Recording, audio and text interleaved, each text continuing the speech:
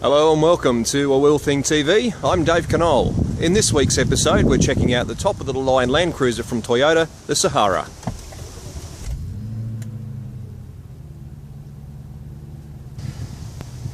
Well, there's certainly no doubt at all that the Land Cruiser is still one of the biggest vehicles you'll find on the face of the planet. Weighs in at 2.5 tonne. That's a fairly decent weight for any vehicle. It still utilises the ladder chassis, and of course that probably adds a fair bit to the weight one would expect, along with that legendary four-wheel drive system. The 200 series is what we're looking at right now, and it sort of harks back to the 80 series, the first of the curvier models. It came out with the quad headlights and the integrated taillight section up along where the tailgate is. And of course it's been the evolution through the 100 and of course now into the 200 series. One of the quirks of the Toyota design is the roof-mounted DVD screen. The actual player unit is in the dash, but you need a remote control to lower the screen, whereas most other cars I've seen, you can just press a button and it lowers all by itself. But for those in the back seat, you do get separate air conditioning controls, and there are vents in the roof. And for the rear passengers, that's right, rear passengers. It's another nifty little remote control, in this case for the remote tailgate. Just hold the button.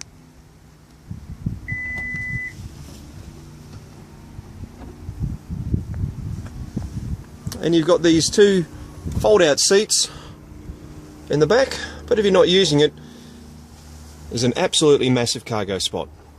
And when everything else is done, just to hold on the button again.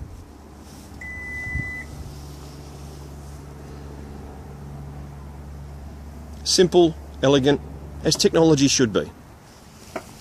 It's a big car for $123,000, but I'm not really sure that it's up against some of the more expensive vehicles in regards to quality. Have a look at the dash. It's a fairly simple, I guess you could call almost plain looking layout there. The steering wheel, which is electrically adjustable and does actually come out and meet you once the engine is up and running. And that wood grain trim, not sure. As you'd expect with technology nowadays for cars, there is plenty of it in the big Land Cruiser. You've got hill descent control, crawl modes, of course a locking centre diff, and they all get lit up on the screen up here. You've got your low and high range button just there. Flicking into neutral, and then back into park. And there's your multi-terrain ideas right in the middle there. It really is a lot of car for the money. It's a 4.6 litre petrol V8 with around 430 Newton meters of torque. Even though the car weighs 2.5 tonne, give it a bootful and it will get up and boogie fairly quickly. The downside, of course, is fuel economy. Even Toyota's figures are rating it around 18 litres per 100 kilometres in an urban environment.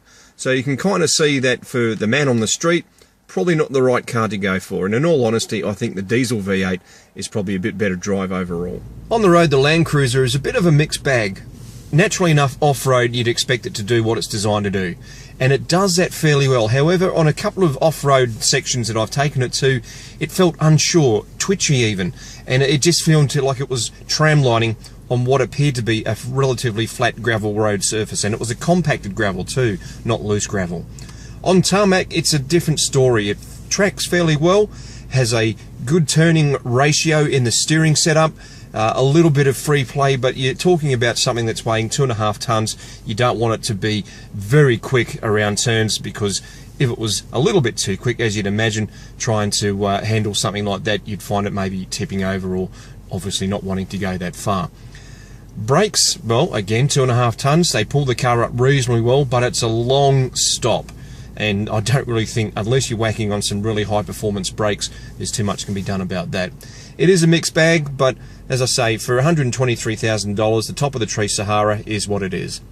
For A Wheel Thing TV, I'm Dave Canole.